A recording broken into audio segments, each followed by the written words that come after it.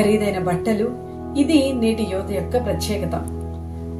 యువత ఎక్కడికి వెళ్ళినా సరే మంచి ఖరీదైన బట్టలు వేసుకోవాలి, అందంగా తయారవ్వాలి, అనేక ఆభరణాలు ధరించుకోవాలి. వాటిని అందరూ చూసి వావ్ అనాలి. ఈమె ఎక్కడికుందో, లేదంటే ఇతను ఈ బట్టల్ని ఎక్కడ కొనుక్కున్నాడో, ఎక్కడ స్టిచ్ చేయించాడో, ఎంత బాగుంది అని అందరూ నా కోసం, నా వస్త్రధారణ గురించి, నా జ్యువెలరీ గురించి అడగాలి, తెలుసుకోవాలని నేటి యువత ఎంతో ఆశపడుతూ ఉన్నారు. కొంతమంది అమ్మాయిలు అయితే ఏదైనా ఫంక్షన్కి వెళ్లాలన్నా, ఏదైనా పార్టీకి వెళ్లాలన్నా సరే, చివరకు కొంతమంది అయితే ఆరాధించుటకు దేవుని మందిరానికి వెళ్లాలన్నా కూడా కొత్త బట్టలు, వాటికి తగ్గ జ్యువెలరీ, మ్యాచింగ్ అన్ని ఉంటేనే గాని ఇంటిలో ఊరుకునే పరిస్థితులు లేవని చెప్పొచ్చు. ఈ విధంగా ఒక అమ్మాయి ఉండేది. ఆ అమ్మాయి కూడా మధ్యతరగతి చెందిన అమ్మాయి. ఆమె తన తల్లిదండ్రులతో నిత్యము కూడా ఏదో ఒకటి అలా కొనిపిస్తూ వాటిని ధరించుకుని అందంగా ఆనందంగా పెరుగుతూ వచ్చింది. ఆమెకు యుక్త వయసు వచ్చింది. తల్లిదండ్రులు ఏదో చిన్న చేతి వృత్తుల కళాకారులు. వారు వారి కళలను చేసుకుంటూనే ఈ అమ్మాయికి కావాల్సినవన్నీ సమకూరుస్తూ ఉండేవారు. యుక్త వయసు రాగానే ఒక మంచి కుర్రాన్ని చూసి పెళ్లి కూడా చేశారు. అతను ఒక చిన్న జాబ్, గవర్నమెంట్ జాబే చేస్తున్నాడు కానీ ఎడ్యుకేషన్ డిపార్ట్మెంట్ లో ఒక చిన్న గుమస్తాగా పనిచేస్తూ ఉన్నాడు. ఈ అమ్మాయి వివాహం చేశారు. వీరు ఒక సిటీకి వెళ్లి అక్కడ వీరు నివాసము ఏర్పాటు చేసుకున్నారు. ఈ విధంగా వారి జీవితం అలాగా వచ్చినదంతా కూడా ఖర్చుతోనూ చాలా రకాల అవసరాలతోనూ ఉంటుంది కాబట్టి ఏదో అలా వీరి జీవనం గడుస్తూ ఉంది. మొత్తానికి ఏ బాధా సదా లేకుండా చక్కగా జీవిస్తూ ఉన్నారు. ఒక రోజున భర్త ఇంటికి వచ్చాడు సాయంత్రం.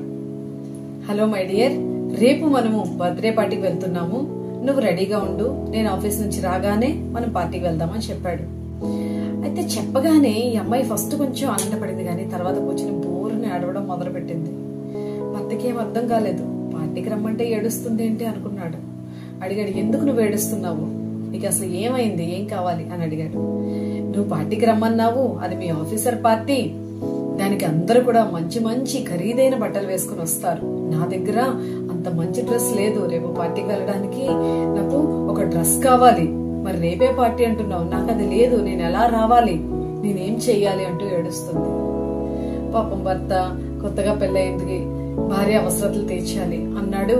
సరే అయితే నేను రేపు వచ్చేటప్పుడు నేను నా ఆఫీస్ లో ఒకరి దగ్గర డబ్బులు తీసుకొని నీకోసం మంచి డ్రెస్ తీసుకొస్తాను, రెడీగా ఉండు అని చెప్పాడు.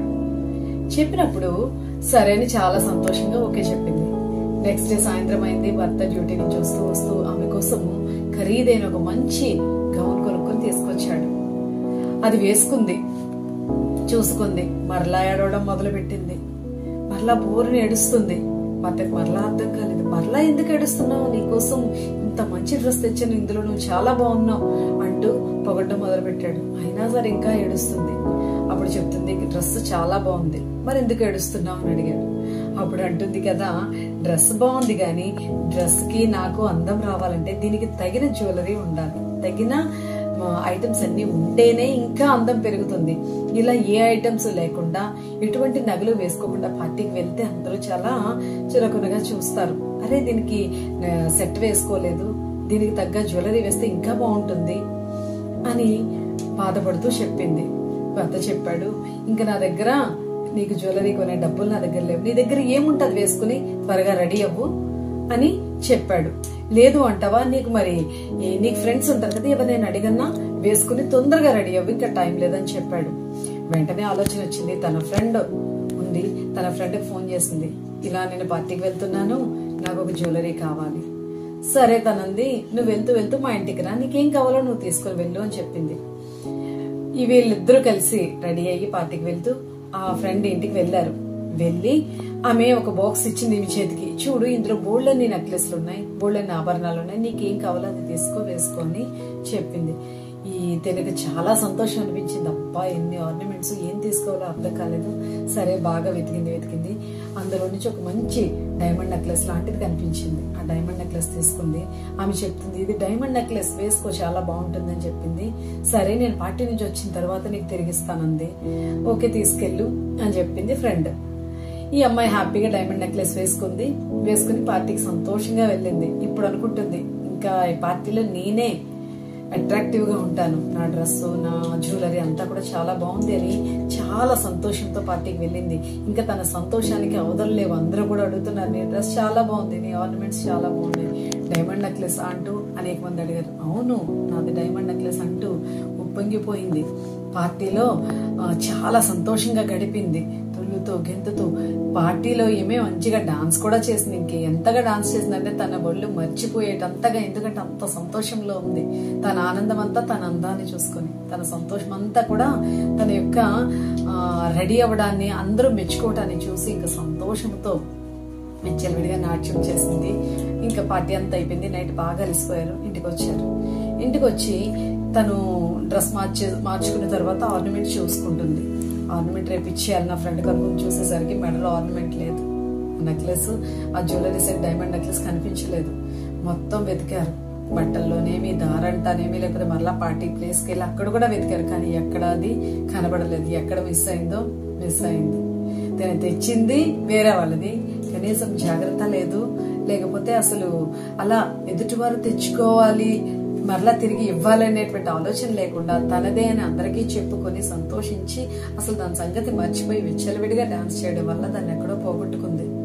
అప్పుడు మొదలైంది భయం. అయ్యో, నేను ఎంత బాగా ఎంజాయ్ చేశాను కానీ దాన్ని కాపాడుకోలేకపోయానంటూ టెన్షన్ మొదలైంది. రేపు తనకి ఏం సమాధానం చెప్పాలి, ఇది ఎలా ఇవ్వాలి, అసలు అంత డబ్బులు మా దగ్గర లేవే అంటూ బాధపడడం మొదలుపెట్టింది. అప్పటికే 2 రోజులు గడిచిపోయాయి. అది దొరకలేదు. తన స్నేహితురాలకి ఏం చెప్పాలో అర్థం కావడం లేదు. అప్పుడు ఫోన్ చేసింది. హలో మై డియర్ ఫ్రెండ్, నీ నెక్లెస్ నా దగ్గర ఉంది, నాకు తెచ్చి ఇవ్వడానికి తీరికలేదు. ఒక 2 రోజులు ఆగి నీకు తెచ్చిస్తాను అని 2 రోజులు గడువు అడిగింది. తను సరే అలాగే, నువ్వు ఎప్పుడు ఇస్తే అప్పుడు ఇవ్వు, ప్రాబ్లం లేదు అని చెప్పింది. నేను ఏం చేసిందంటే భర్తతో చెప్పింది, అది డైమండ్ నెక్లెస్, కనీసం నేను దాన్ని సరిగా చూడలేదు. అయితే ఆ ఫొటోస్ లో ఉంటాను కదా, అర్జెంట్ గా ఫొటోస్ తీపించి అలాంటి నెక్లెస్ నాకు ఇప్పుడు నువ్వు కొనివ్వాలి, కొనిస్తే నేను నా ఫ్రెండ్కి ఇవ్వగలను. పోయిందని చెప్తే తను చాలా బాధపడుతుంది అని టెన్షన్ పడిపోతూ తన భర్తకి చెప్పింది. మొత్తానికి వెళ్ళారు. మళ్ళీ ఫోటో తీసుకున్నారు. పార్టీలో జరిగిన ఫొటోస్ అన్ని గ్యాదర్ చేసి అందులో నుంచి ఆ డైమండ్ నెక్లెస్ ఫోటో తీసి దాని షాప్కి వెళ్ళి కనుక్కుంటే ఇంచుమించుగా అది 40 లక్షలు వ్యయం చేస్తుంది డైమండ్ నెక్లెస్ కాస్ట్.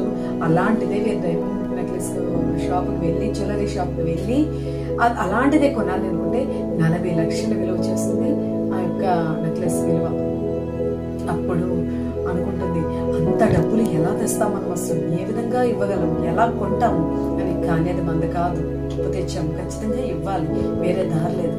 సరే, అప్పుడు ఏం చేశారు, తన భర్త కొంత ఒకరి దగ్గర, అలాగే వారి తల్లిదండ్రుల దగ్గర, ఈమెకు తెలిసిన వాళ్ళందరి దగ్గర నుంచి అప్పుగా కొంత డబ్బులు తీసుకొని తన ఇంట్లో తన దగ్గర ఉండే బంగారు నగలన్నీ కూడా అమ్మివేసి ఆ వచ్చిన డబ్బులన్నిటినీ పోగేసి మొత్తం అంతా అప్పులు చేసి ఆ డైమండ్ నెక్లెస్ ని కొన్నది. కొని తన ఫ్రెండ్ కి ఇచ్చింది. చాలా థ్యాంక్స్, నువ్వు నాకు ఇచ్చావని చెప్పి ఇచ్చేసింది. ఆ నెక్స్ట్ డే నుంచి భార్యాభర్తలు ఇద్దరు కూడా ఎంతో కష్టపడి పనిచేయడం మొదలుపెట్టారు. ఎందుకు, ఎన్నో అప్పులు, ఎన్నో బాధలు, అవన్నీ తీరాలి అంటే ఇద్దరు రాత్రింబగలు కష్టపడితే తప్ప అప్పులు తీరవు. ఇలా ఎంతకాలం అప్పు కోసం కష్టపడ్డారంటే సుమారుగా 10 సంవత్సరాలు వీళ్ళు ఎంతో కష్టపడి మొత్తానికి అప్పులన్నింటినీ తీర్చారు. ఈమె అందము, ఈమె యొక్క సొగసు, ఈమె యవ్వనం అంతా కూడాను కరిగిపోయింది. ఎండలక వానలక ఎండల్లో పని చేయడం వలన ఈమె బ్యూటీ అంతా తరిగిపోయింది. వయసుకు మించి ఈమె వృద్ధురాలి వలె కనబడడం మొదలుపెట్టింది. ఎందుకంటే అప్పుడు ఉండేటువంటి ఆ యొక్క మెయింటెనెన్స్ కానీ, ఆ రకమైనటువంటి సోకు కానీ, లేకపోతే ఆ రకమైన చక్కని ఆహారం ఏమి, చక్కని వస్త్రధారణ, చక్కని మేకప్, ఇవి ఏమి కూడా లేవు. ఇంకా ఒకటే ధ్యేయం, అప్పులన్నీ తీర్చుకోవాలి, ఈ యొక్క పరిస్థితి నుంచి మనము బయటపడాలి అని అదే దీక్షతో వీరిద్దరూ కష్టపడి మొత్తానికి ఈ అప్పులన్నీ తీర్చుకున్నారు. ఒకరోజు సాయంకాలం ఈమె అలా నడుచుకుంటూ మార్కెట్ నుంచి పని చేసుకుని ఇంటికి వస్తూ ఉంది. ఆమె స్నేహితురాలు ఆమెకు కనబడింది. ఆమె కనబడినప్పుడు ఆమె అసలు ఈవిడ్ని ఐడెంటిఫై చేయలేకపోయింది, పోల్చుకోలేకపోయింది. ఈమె అంటుంది, హాయ్ మై డియర్ ఫ్రెండ్ అంటూ పలకరించింది. పలకరించినప్పుడు ఆమె అంటుంది, హే నువ్వేనా, అదేంటి నువ్వు ఇలా అయిపోయావు, ఈ విధంగా మారిపోయావంటే నేను నిన్ను అసలు ఐడెంటిఫై చేయలేకపోయాను, ఈ విధంగా ఉన్నావంటే ఏం జరిగింది, ఇంతగా నువ్వు మారిపోయావు, ఇంతగా నువ్వు పాడైపోయావు, అసలు ఏం జరిగింది అని అడిగినప్పుడు, నీకు ఒక విషయం చెప్పాలి, ఇద్దరు కూర్చున్నారు, కూర్చొని మాట్లాడుకుంటున్నారు, నీకు ఒక విషయం చెప్పాలి నేను అంటుంది. ఏంటి ఏంటది అంటే, పలానా రోజు నువ్వు నాకు ఒక డైమండ్ నెక్లెస్ ఇచ్చావు కదా, నేను ఒక ఫంక్షన్కి వెళ్ళాలంటే ఆ డైమండ్ నెక్లెస్ నేను ఆ ఫంక్షన్ లో పోగొట్టుకున్నాను, అది పోయింది. ఆ రోజు నువ్వు నాకు నెక్లెస్ ఇచ్చావు కదా, అది ఫంక్షన్ లో పోగొట్టుకున్నాను, అది మరలా నీకు కొనివ్వడానికి నేను 10 సంవత్సరాలు రాత్రింపగల్లో కష్టపడి నీకు డైమండ్ నెక్లెస్ మరలా కొత్తది కొని నీకు ఇచ్చాను. అందుకే నా వయసు, నా ఆరోగ్యం అంతా కూడా క్షీణించిపోయింది, నా అందం అంతా తరిగిపోయింది. అప్పటిదాకా నేను ఎటువంటి పని కూడా చేసేదాన్ని కాదు, చక్కగా ఉండేదాన్ని, చక్కగా ఇంట్లోనే ఉండి తింటూ హ్యాపీగా అందంగా ఉండేదాన్ని. కానీ నీ డైమండ్ నెక్లెస్ నేను ఎప్పుడైతే పోగొట్టానో ఆ రోజు నుంచి ఈ రోజు వరకు ఎంతో కష్టపడి ఎన్నో పనులు పాటలు చేసి నేను అప్పులు తీర్చుకున్నాను. అందుకే నా వయసు, ఆరోగ్యం అంతా కూడా క్షీణించిపోయిందని చెప్పింది. అప్పుడు ఆ స్నేహితురాలు అంటుంది, అవునా, అయితే నువ్వు నాకు నిజంగా కొనిచ్చింది డైమండ్ నెక్లెస్ అని అడిగింది. అవును, నేను నీ దగ్గర తీసుకున్నది డైమండ్ నెక్లెసే కదా, అందుకే నేను నీ దగ్గర డైమండ్ నెక్లెస్ కొనిచ్చాను అని చెప్తుంది. అప్పుడేమంటది, అయ్యో అది నిజమైన డైమండ్ కాదు, అది డూప్లికేట్ డైమండ్స్, అదేమి ఒరిజినల్ డైమండ్ అంత ఖరీదు కాదు, కేవలము ఓ 10,000 పెడితే వచ్చేసే డైమండ్ నెక్లెస్, అది కేవలము ఆర్టిఫిషియల్ డైమండ్ నెక్లెస్, అది ఒరిజినల్ డైమండ్ నెక్లెస్ కాదు. నీవు నాకు ఇచ్చింది ఒరిజినల్ డైమండ్ నెక్లెస్, నేను ఇప్పటిదాకా దాన్ని కనీసం ఐడెంటిఫై చేయలేదు, అదే సేమ్ అనుకున్నాను, నేను ఇచ్చిందే కదా నువ్వు నాకు ఇచ్చావు అని అనుకున్నానని స్నేహితురాలు చెప్పి ఎంతో ఆశ్చర్యపోయింది. చూసారా, ఆమె యొక్క ఆశ, ఆమె కోరిక ఆమె జీవితాన్ని తలకిందులు చేసింది. ఆమె ఏదైతే అందము, ఏదైతే సౌందర్యము, ఏది కావాలని వెంపర్లాడిందో దాన్ని పూర్తిగా పోగొట్టుకుంది. తన సౌందర్యము, తన అందము, తన యొక్క ఆసక్తి అంతా కూడా కోల్పోయింది. వయసుకు మించిన దాని వలె మారిపోయింది. అందుకే అధికమైన కోరికలు, అధికమైన ఆశలు, అధికమైన వాంఛలు ఎప్పుడైతే కలిగి ఉంటావో నీలో నుండి అవన్నీ కూడా దూరమైపోతాయని దేవుడు చెప్తున్నాడు. అయితే దేవుని వాక్యం ఏ విధంగా సెలవిస్తుంది, మనము దేవుని పిల్లలమైన మనం ఏ విధంగా ఉండాలి అనగా, సాధువైనట్టు మృదువైనట్టునైనా అక్షయమైన అలంకారము మీకు అలంకారముగా ఉండాలి. మీ హృదయమందు మీరు సాధువుగాను మృదువుగాను ఏదైతే మీకు అవసరమో దాన్ని మాత్రమే మీరు ఎప్పుడైతే కలిగి ఉంటారో వారిలో దేవుడు ఒక గొప్ప ఆకర్షణను, అందాన్ని పెడతాడని దేవుని వాక్యం తెలియజేస్తూ ఉంది. అయితే దేవుని పిల్లలు ముఖ్యంగా హృదయమందు దేవుని పట్ల భయము, భక్తి, ఆయన పట్ల ఇష్టము, కోరికను కలిగి ఉండాలి. అంతేగాని బాహ్య శరీరమును బట్టి మనం అతిశయించినట్లయితే దేవుని ఆశీర్వాదాన్ని కోల్పోతాము. సైతాను మనలను దేవుని వాక్యంలో నుంచి, దేవుని సన్నిధిలో నుంచి దూరం చేసి మనము దేనినైతే ఎక్కువగా కోరుకుంటున్నామో దాని ద్వారానే మనము నాశనం అయిపోయేలాగా చేస్తాడు. మన ఆలోచనలను పూర్తిగా మార్చివేస్తాడు. మనం దేన్నైతే ఎక్కువగా ఇష్టపడుతున్నామో దాని ద్వారా మనం దేవునికి దూరం అయిపోతూ ఉంటాం.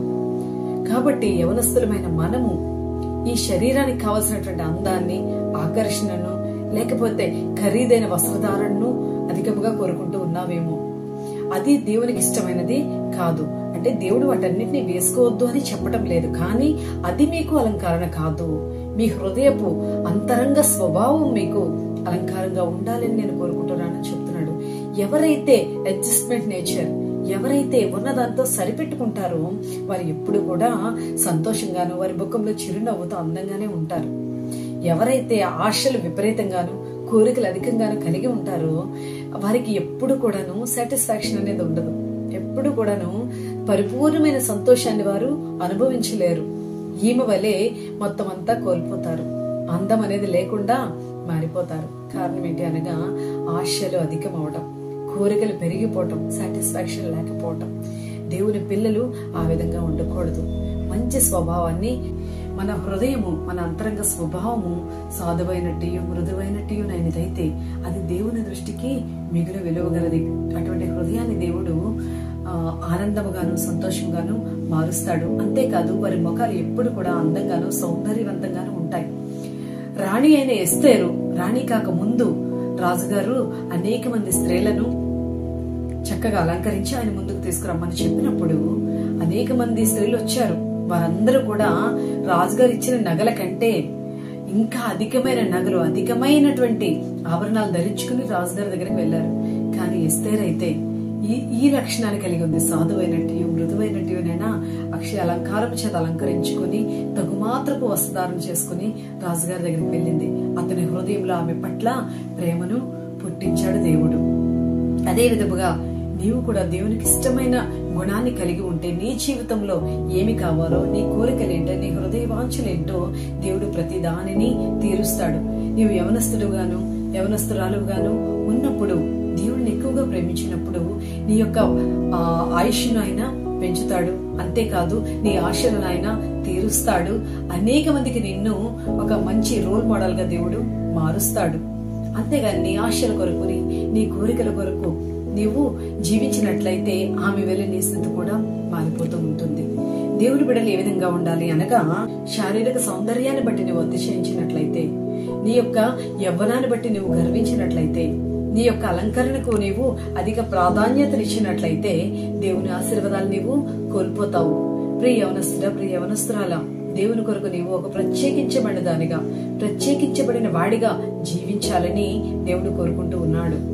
నీ యొక్క కుటుంబంలో గాని, నీ యొక్క స్నేహితుల మధ్య గాని, నీ సంఘములో గాని అనేక మందికి నీవు మాదిరిగా ఉండాలని దేవుడు ఆశపడుతూ ఉన్నాడు. నీ యవన జీవితాన్ని ప్రతిష్ఠించుకొని అంతరంగమందు నీవు మంచి స్వభావాన్ని కలిగి ఉండి దేవునికి ఇంపైన జీవితాన్ని నువ్వు జీవించినట్లయితే నిన్ను దేవుడు ఆశీర్వదింపచేసి ఫలింపచేసి అనేక మందికి నిన్ను ఆశీర్వాదకరంగా మారుస్తాడు. అట్టి కృప దేవుడు మనందరికీ దయచేయును గాక. ఆమేన్. ఈ విధంగా ఎవరైతే దేవుని ఆశీర్వాదాలు పొందుకుని ఈ వాక్యం ద్వారా మీరు ఆశీర్వదించబడినట్లయితే మీ కామెంట్స్ రూపంలో తప్పక మాకు తెలియచేయండి. మీ ప్రార్థన అవసరతలు మాకు తప్పక తెలియచేయండి. మీ కొరకు ప్రార్థిస్తాము. ప్రభు పరిచర్యల ముందుకి కొనసాగిపోదాం.